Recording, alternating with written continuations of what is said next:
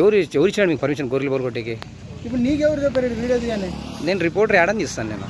ఎట్లా నీకు పర్మిషన్ ఎవరైనా నాకు ఇన్ఫర్మేషన్ ఇస్తా కదా వచ్చేది? మీ ఊరోళ్ళే ఇచ్చినారు. ఉండే టచ్ చేయదు, నువ్వు టచ్ చేయొద్దు. అట్లేదు అట్లా మా ఊరు మరి ఈ స్థలం ఎవరినన్నా అమ్ముతును. అదే రాజోళ్ళు నరసింహని అడిగి మమ్మల్ని అడిగి చేయాలంటు నువ్వు అక్కడ ఉంటే